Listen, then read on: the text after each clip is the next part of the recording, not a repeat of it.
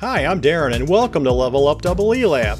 Well, thanks to you guys for sticking with me, my channel just recently reached 1,000 subscribers. And to celebrate that milestone, today I'm doing my first ever unboxing episode featuring this very interesting collection. Now, all 14 of these items are vintage and a few of them are definitely one of a kind. So let's check them out.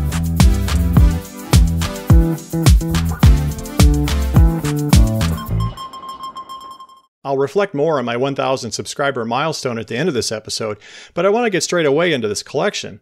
And the background is, earlier this year, my good friend Bruce told me that his dad, Dale, had some amateur radio equipment in storage that I might be interested in. Now, it took until just a few weeks ago for Bruce and I to finally find a free weekend to go visit his parents, which we did, and this is what Dale had in storage. All of these items were owned by Bruce's great-grandfather, George, who was an amateur radio hobbyist just like me under the call sign K6BSO. George was born in 1891 in South Dakota to Abraham Lincoln Collins and Mary Collins. For much of his adult life in the 1950s and 60s, he worked in electronics engineering at the U.S. Naval Ordnance Test Station, now called the Naval Air Weapons Station, in China Lake, California. George was living nearby in the town of In-Yokern in the Mojave Desert, where he was an avid hiker, including making multiple hikes to the bottom of the Grand Canyon and to the top of Mount Whitney. He spent a lot of his other free time as a ham radio electronics and audio engineering hobbyist until he passed away in 1980 at the age of 89. Now, I don't have any stories to share about the military projects he worked on, but I seriously doubt he was working on Navy alarm clocks. After his passing, his family gathered up these items and shipped them to Dale, who kept them in storage these past few decades. And as we'll see here in a moment, a few of them still have what looks to be authentic Mojave Desert dust still on them. So what I'll do in the rest of this episode, I'll take them one at a time and do an assessment inside and out, and for the ones that look to be relatively intact, I'll try to power them up using my dim bulb tester and find out what works and what doesn't. Before examining them, I took them each outside and gave them a thorough blast with compressed air to remove the loose dust. And even though these are extra dusty, I do this step on all of my restoration projects. There's always some dust and debris no matter how well they are stored. Okay, so I'm going to look at all of the meters as a group, starting with this Heathkit IM-105 basic multimeter. First impressions are it looks to still be in decent shape, just a little bit dirty. It has a decent function set, even the capability to measure up to 5 kilovolts if you've got the right test leads. It's battery powered, which of course means if the batteries were left in it, especially alkalines, that can easily destroy the electronics when they eventually leak. I don't see an off position, so maybe you just park the switch in between modes to turn it off. Okay, moment of truth. I don't see any leaked electrolyte on the outside, so my fingers are crossed. And good news, no batteries. But it looks like some modifications have been made to the battery connections, so it might take a bit of work to figure out how to restore battery power.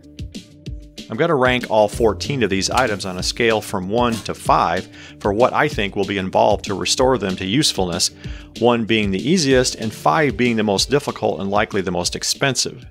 So based on what I see here, I give this guy a 1. Shouldn't take much more than a cleaning and fixing the battery connections to restore it to function. Alright, off to a good start. Next up is this Heathkit IM-38 vacuum tube voltmeter, and it looks to be in really good condition. It's made for measuring AC signals only and has a large dynamic range spanning 90 decibels of signal strength. If you think you've seen a Heathkit AC meter before, that's because you have. The IM-38 is a newer and improved version of the AV3 that I featured earlier this year in a multi-part episode where I salvaged the carcass of an old AV3 and did a solid-state conversion. Inside it looks really good, no corrosion, and all the parts seem to be present. There's no sign of leaking capacitors or other blown or burnt up components, so this one sure looks like a straightforward restoration project. Now, unlike my modified AV3, this bad boy needs AC power to function, so that means I need to use my dim bulb tester. I've shown several times how I use this device to troubleshoot electronics, but if you're still not familiar with it, it's basically a safer way to power up AC powered gear that might have issues. And certainly the age of the electrolytic and the coupling capacitors in something this old is always a concern. They may conduct DC.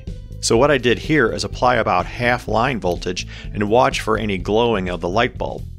There wasn't any, so I left it this way for 30 minutes. I've also got a signal generator feeding an AC signal into the input. Okay, after a half hour nothing bad happened, and it even showed some needle deflection. So I bumped the voltage up a bit, and look, there is some response. Now the tubes are likely barely into emission, but that's still a good sign that it's trying to work. So that's a pass on the power on test. Hey, even the indicator lamp is working. Verdict? I'd give this guy a solid 2. There's definitely several caps to replace and possibly the rectifiers, and a calibration is required. But there's really not that much to the internal circuitry in these old vacuum tube meters, and even replacement tubes are still easy enough to find. Moving on, contestant number 3 is this oddity, the Heathkit IM-103 line voltage monitor. Yep, all it does is use a great big analog meter to show the voltage on your mains power. I guess if you live in an area subject to brownouts or living off-grid, this guy would be handy to have for spotting trouble. Otherwise, I think it's just eye candy. But something's been modified, some controls are missing from the side, and the holes have been taped over. Inside, there's a partial explanation, a handwritten note. I love finding little gems like this. It's fascinating to see a little bit of the modification history other folks have done on an item before I get it. The circuit looks to be in good shape. There can't be more than a dozen components in here, and none of them look like they've been overheated or fried. Checking to see if it works could not be any simpler. After all, it's just measuring the AC voltage. So like the IM-38, I ramped it up to 60 volts, and I gave it a half hour before going higher. Unfortunately, even going to full line voltage, there's no response. So that's a fail to the power on test. Hopefully it's just something simple like a bad connection or maybe a blown fuse. Verdict? This little guy gets a 2. Even though it's not responding to power, it's so simple inside, and I'm optimistic that repairs are not going to be difficult. Item number 4 is a mysterious black plastic case. There's no clues on the outside as to what it contains, only this cryptic handwritten label that says OFF. Ah, it's yet another Heathkit, the IM-17 multimeter. And an even bigger label that says OFF. The meter and panel still look great, and okay, now I understand what's going on here. George was concerned about putting it away on and draining the batteries. And looky here, more notes. This time George made use of a couple of IBM punched cards. Dale told me that George frequently used blank ones for keeping notes, and it looks like there's a bit of a repair record on this one. That'll be handy later for troubleshooting. Popping it out of the case is easy once you figure out where the latches are, and uh-oh, it has a pair of 9-volt batteries still in it. Looks like they haven't leaked, so that's good, but there's a companion C-cell right next to them that did leak at some point. I can see corrosion on the contacts. But back to those 9-volt batteries, I mean, holy cow, they're WT Grant's brand. My dad used to work at Grant's in the early 1970s when I was in grade school. They went out of business in 1976, so those batteries have to be at least 46 years old. But no surprise, it won't turn on. Apparently, even WT Grant's batteries don't last 50 years. Verdict? Assuming all this guy needs is fresh batteries plus a little cleanup, it warrants a rating of 1. I'll be optimistic there's nothing more to it than that. Considering that you can get a decent DMM these days for $50 or less, what's the value in these old analog meters anymore?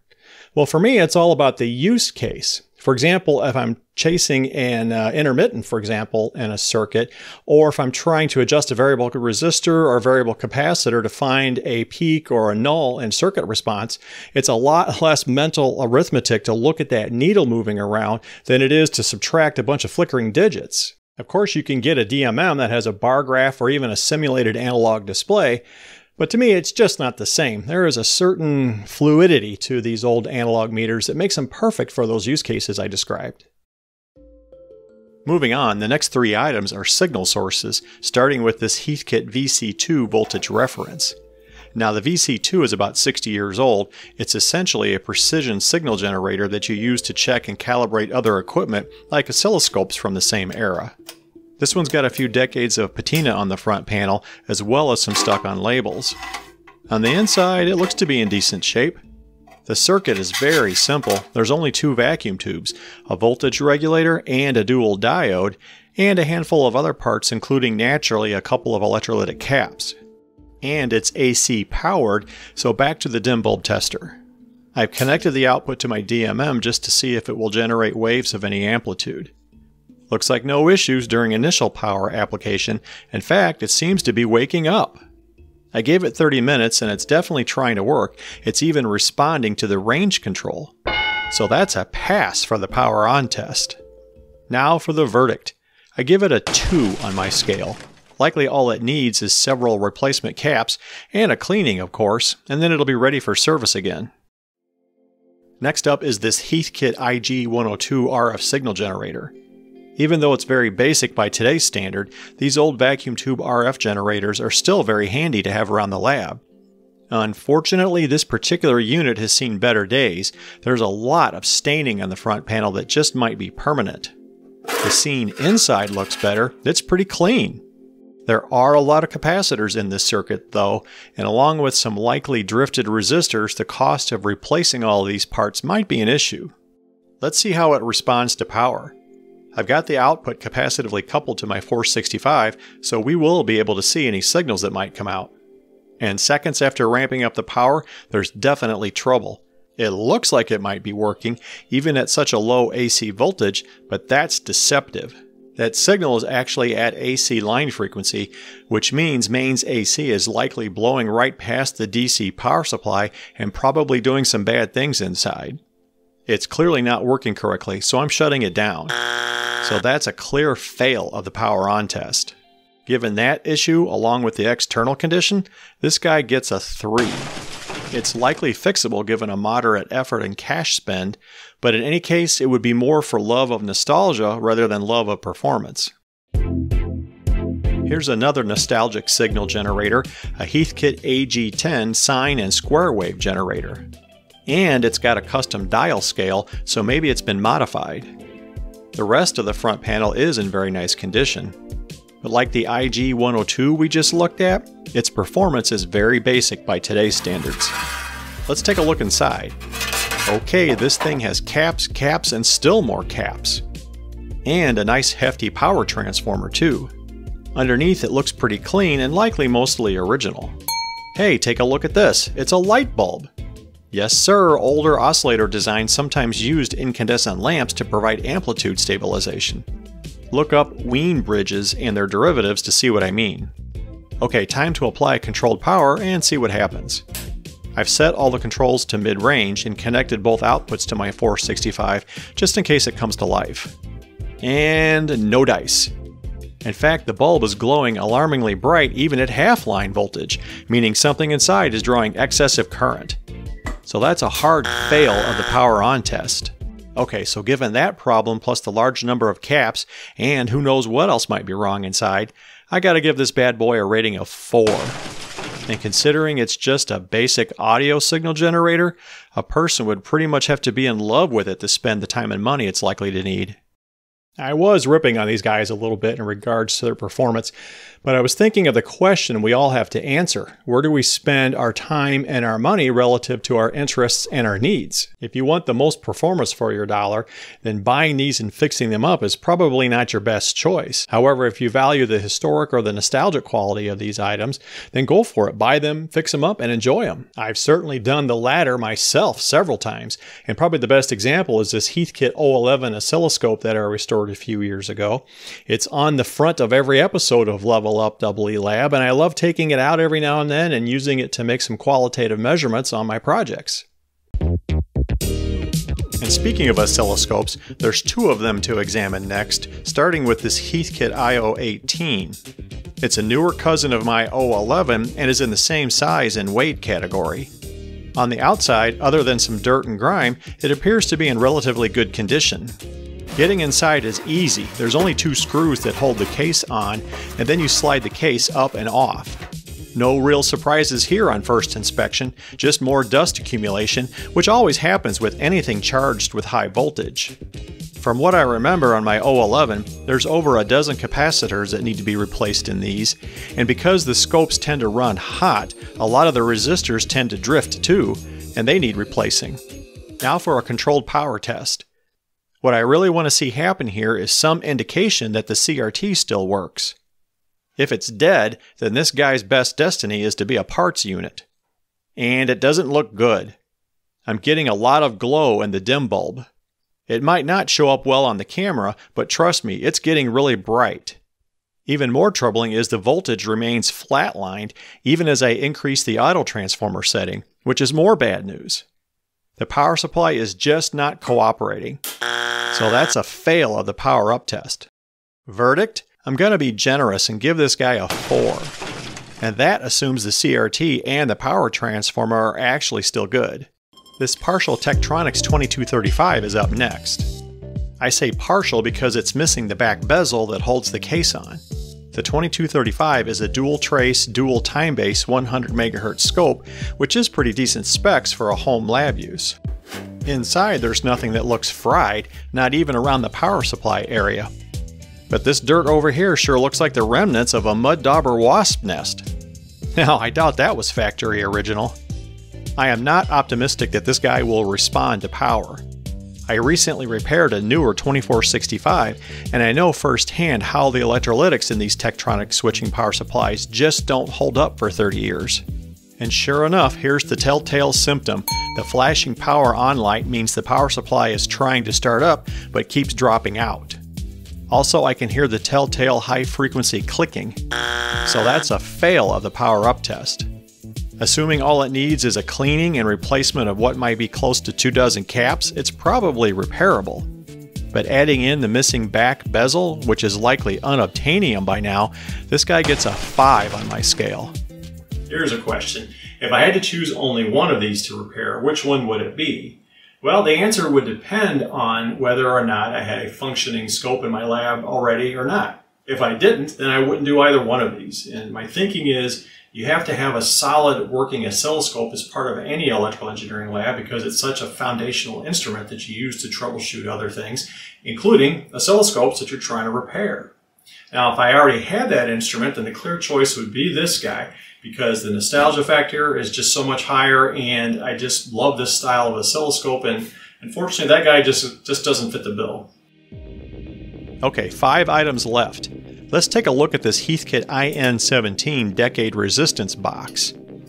These are occasionally handy to have when tuning a design, although with SMT construction it's pretty hard nowadays to insert them in a circuit. Other than rust on the case and a few of the knobs being difficult to turn, nothing else external seems to be alarming. Inside it's clean and appears to still have all of the original precision resistors in place. And a quick test using my DMM confirms that it does have basic continuity and the resistor combos I'm choosing are believably correct. So I give this guy a score of 1. A cleaning of the outside and cleaning of the switches on the inside, plus repainting the case, that should be all it needs. Next, there's this Heathkit IT-121 FET and transistor tester. I've never used one of these, but I understand that they're handy for verifying if a suspect transistor is performing correctly or not, or for sorting parts to find matched sets. It's pretty dirty, but nothing seems to be damaged on the control panel. What does have me concerned is this corrosion around the edges of the case.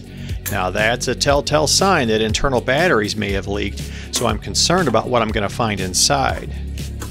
And sure enough, wah wah, the batteries were left in it and they burst open. But wait a minute, maybe there was a bit of luck here. It looks like all the damage is away from the circuits. It must have been stored upright, so that's helpful. Even with remote power, I could not think of a way to test it out, so I'm going to go on faith that it still works. So for today, it gets a rating of 2. Hopefully a cleaning of the dirt and electrolyte residue and new batteries are all that it needs. Now here's an interesting little gizmo, a BK Precision 820 capacitor tester. These are handy to have around in the lab, and this particular model is not that old. And other than being a bit dirty, it looks fine. Getting inside requires taking off the battery cover and unsoldering this little tab over here. Once that's done, you can pull the case halves apart. And good news, no surprises, it looks good on the inside. Sure helps that it wasn't left in storage with the battery still in it. And speaking of batteries, if I had some C cells, I'd pop them in, but I don't. So I'll just set my power supply to about 6 volts and give it a try. And bingo, it's working! All the 7-segment displays are responding. Looky here, it even gives me a believable reading for this 1 microfarad cap. So that's a solid pass of the power on test. Verdict on this guy is obvious and easy, a solid 1. Sure looks like a cleaning and some fresh batteries are all it needs. Now for this decrepit old case. What would you guess is inside? Is it a turntable? Or maybe an adding machine? Why, there could be anything in there. Maybe it's a bowling alley. Surprise, surprise, it's a Hickok tube tester. And clearly a very early one, certainly from before World War II, judging by the types of tube sockets on it. The control panel has beautiful graphics and a nice patina, and hopefully that's only dirt on it. And it came with a manual, which says it's a Model 534. That'll make further troubleshooting and online research a little easier to do. I wonder if I could possibly hook it up to my dim bulb tester and check it out. Let's see what condition the power cord is in. It sounds a bit crackly and oh boy, that's bad. If the power cord is that dried out and brittle, then likely all the internal wiring is just as shot. I should open it up and have a look inside, but I'll save that thrill for the future.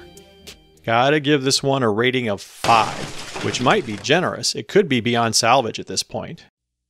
And finally there's this, the very definition of a ham radio boat anchor. It's definitely homemade, and it might be built off of a chassis from a commercial product. I just can't really tell yet. But it has all the indications of being a receiver and possibly multi-band. These controls here have labels like automatic noise reduction, BFO level, and automatic gain control. Topside it has quite the collection of tubes and really old metal can capacitors. Tucked away in here are 5 quartz crystals. Maybe these are local oscillator frequencies for multi-band reception. Ready to take a look inside? Here we go! Wow, this had to have taken George a really long time to put together. There's so much detail here, I'm not sure where to begin. Over by the antenna connector, I see a couple of small transistors, so these may be RF preamps. It's clearly not a transceiver. There's no RF power tubes or transistors to be found. So let's power it up on the dim bulb and see what happens. Yeah, no, not gonna do it. This behemoth needs a lot of study before I would attempt that. So no surprise, this one definitely gets the maximum, a 5. And realistically, it's likely off the scale. I definitely have plenty of projects in the queue now after I finish my HW101 and my HF transmitter projects, and hopefully they'll make for interesting episodes, even if some of them do turn out to be beyond repair. I want to give my special thanks to Bruce and to Dale for sharing their memories of George with me, and for sharing George's collection with me so I could show it to all of you on Level Up EE Lab. I hope you found these items as interesting as I did. Now, as I said at the beginning of this episode, I've reached the 1,000 subscriber milestone. So first and foremost, my sincere thanks to all of you subscribers. I'm grateful that all of you have liked my channel and my amateur delivery style, and have been curious enough to stick around to see what I might get into next. And certainly, even with 1,000 subscribers, I'm well aware I'm still a little fish in the great big YouTube pond, even compared to other folks who do the same type of topics as me. I started this channel back in August of 2021, and here it is December of 2022, so it's been a pretty slow progression when you do the math.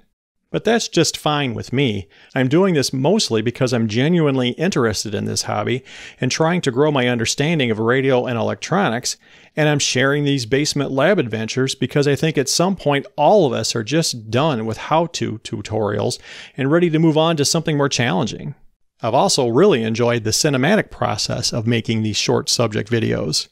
For sure, the first several I made were pretty crude, and it took me a while to find my groove. Along the way, I've tried to make improvements in the lighting, in the scene composition, and even the workspaces that I use. And for sure, I'm still figuring it out and trying to keep improving each episode's quality. Anyway, as I say all the time, I hope you are enjoying the content I show on my channel. And quite a few of you have been kind enough to leave positive comments on these episodes. I do read those, and I thank you for that positive feedback, especially when it's projects that you're working on in parallel with mine. And speaking of comments, if any of you have ever repaired any of the items that I've shown today, or if you have a personal favorite you'd like to see me work on first, let me know below. So thanks very much for sticking with me through my first unboxing episode. And until next time, bye for now.